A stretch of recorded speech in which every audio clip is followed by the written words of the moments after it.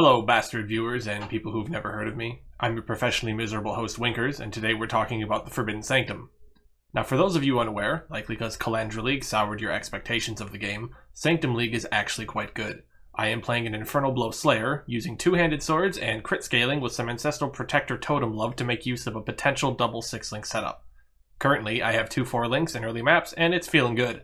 It was feeling good with a garbage sword that was very not garbage while leveling through Axe, and it was feeling a lot better when I dropped an Exalted Orb on a very nicely rolled Terminus Est. In general, the game feels smoother at every step, because this most recent round of Arch Nemesis changes has finally succeeded in toning things down. But we're here for the Forbidden Sanctum. Now, I'm not just a Poe player, I'm a roguelike veteran as well, with my toes dipped into many games of the genre, and with Binding of Isaac 100% real Platinum God achieved back when that was the max. I'm sure it goes higher now, I haven't played in a while. This gave me some very sober insights on how to approach a roguelike, and the Forbidden Sanctum is no exception. The best thing you can do to boost your throughput in the Sanctum, for all builds, is to learn what boons are best. There's one that gives 25% more damage for you and your minions, and there's one that gives 30% less health for enemies. These are both great, but believe it or not, there's much better. 100 inspiration every time you acquire a lesser affliction is ridiculous for survivability, and can even create counter synergy that makes negative boons work for you. For instance, there's a minor affliction that causes drinking from a fountain to give you a minor affliction. And while the downsides add up, you would now get 100 inspiration every time you drink from the fountain, as well as healing your resolve. What's inspiration, though? Inspiration is Soul Hearts from Binding of Isaac. That is to say, it's Energy Shield, but it just keeps going up. It's your friend, because with the right setups, it becomes much easier to get than raw resolve. Also, if you play Strike Melee, you're going to lose more resolve than other playstyles, so knowing how to increase your room for error is paramount. What about afflictions, though? Well, let me say this. If you're not running Temp Chains or Chill, never, ever give your enemies the 30% attack/cast speed affliction. Not only does this make some traps much faster, but your margin for error shrinks to nothing with how quickly the enemies can get at you. I think this affliction is a candidate for straight up removal from the league, as it's simply too powerful for what it does. Even if you have some way to reduce an enemy's action speed, it keeps them from ever going beneath their base, which removes the ability for one of the best boons, 20% reduced action speed for enemies, to function as well. Outside of this particular affliction, every other affliction I've personally encountered so far seems to have pretty decent counterplay, or can be countered by a boon in a meaningful way, or even taken advantage of. But enough of that. Good advice and good decision making only gets you so far. Eventually, you gotta get good. There's nothing else like it when it comes to roguelikes, and believe it or not, the Forbidden Sanctum has room for this. Now, you can say what you want about certain builds being easier than others, of course, as well. By all means, go look at Zizzarin's Cold Dot Occultist if you want an easier time. I hear Summon Raging Spirits is exceptionally good as well. But if you want to beat the Sanctum as melee, you gotta learn how to approach a tough roguelike situation, because you're gonna get more of them than anyone else. Now, telling someone how to do this is basically impossible. You've gotta play and, as the Neckbeards say, get good. What I can give you is a breakdown of how I approach these things as a veteran of the genre, which does 2 things. 1, it helps you visualize a cluttered situation, which will make it easier for you to learn how to do it. And 2, it makes it clear if you even want to continue putting time into a strike melee build, because this league, it definitely isn't for everyone.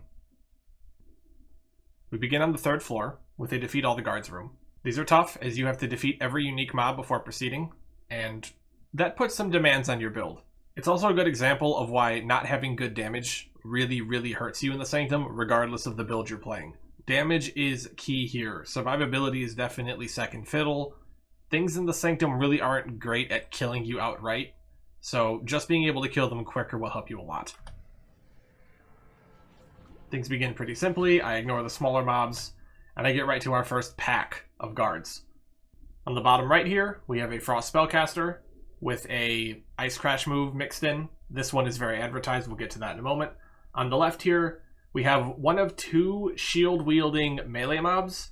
This one in particular likes to either create kind of a charging wall, like you see in heist missions. They like to do a swing that does a large arc of projectiles. The important thing to realize when you look at enemies is like how to visualize their weaknesses. This one here on the right, watch the spells, stay behind them, mostly watch out for the slam. This one here on the left, stay behind them again.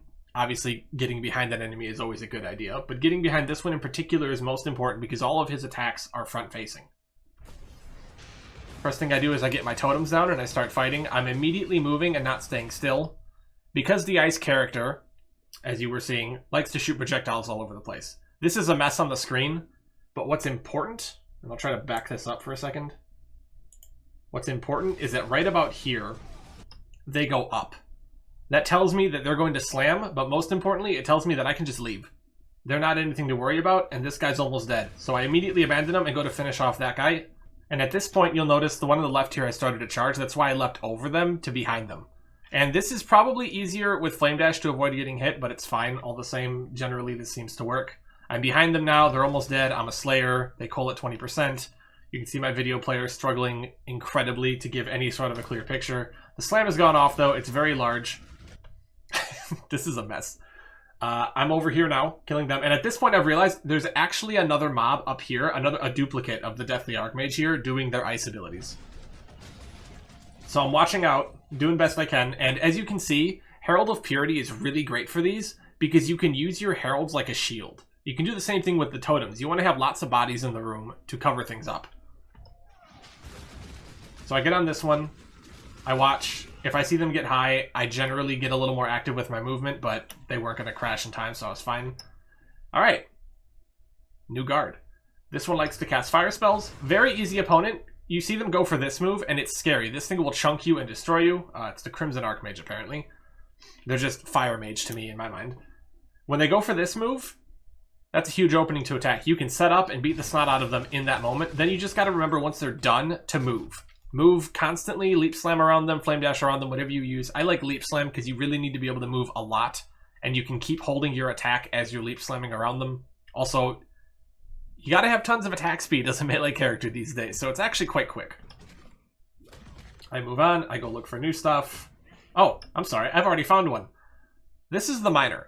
The Miner is a frustrating bastard of a character. I would say he's probably the easiest in most situations, but if you run into afflictions, things get much harder from there, simply because of his weird synergies. He has a move that will create clones, and the clones are already bad enough because he's throwing way more mines out. But the really big problem is that when the clones despawn, if you have the affliction that guards drop volatiles when they die, those will spawn volatiles. They will chase you and they will explode. This guy gets probably twice as hard when that happens.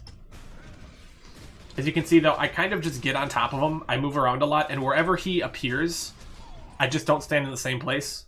I generally, the way I almost see it is, once he's been somewhere and thrown mines, that part of the room is dead to me. I just never go back there. I find the new place to attack from. I have lots of strike range to kind of give me room for this, but also because, you know, it's Inferno Blow. You want to have good clear. And we have the tools for that kind of better than ever for Inferno Blow right now. It's been a good time mapping. Another double. Our first archer, in fact. We fought one of these guys already. You can see him making the shield wall. I can immediately tell from this that getting behind him is safe. This archer in particular likes to do a long charge up on their arrows, so I have plenty of time to deal with the situation the moment I realize I just need to get away from him and keep moving. That's what I do. Oh, I was wrong. I was wrong watching this, but as you can see, moving is paramount. I kept moving, and then I saw the galvanic arrow shot, which told me immediately, okay, this is actually the lightning one. And I keep moving. They're a quick kill. We're back on this guy, and as long as you keep jumping behind him, generally speaking, they can't ever get you. There's a rhythm to it. It's very simple. But I get to the end of the floor here. All of the guards are dead. I didn't get hit a single time. Now that probably looked easy. And you know what? Honestly, I was feeling really great afterwards, but it's not easy. It's really not. You have to be approaching the situation correctly from the onset for it to feel easy. But once you learn how to do that, once you learn how to see a bunch of enemies and how to move in such a way where you're like, okay, this gives me a couple seconds to think about it, that's when things get much, much better. Anyway, I hope watching all this gave you some insight on how to approach the Sanctum League mechanic a little better. It's a very, very difficult league for Melee. It's not completely unfair, though. There are some mechanics in it that definitely punish you more than others, but if you're up for the challenge, if you like the challenge, it's actually a really great roguelike experience, kind of in the traditional sense. Although, if you're here for the roguelike experience and you have no Poe experience, Melee probably still isn't the best choice, because the game is actually quite hard baseline, and you're kind of mixing those two things together. Anyway, I'm Winkers with Cardboard Bastards, wishing you a good one, and here's a fun little clip to end it off. Hail God's Slayer. Yay! I know it's not as good as it used to be, but that's still exciting.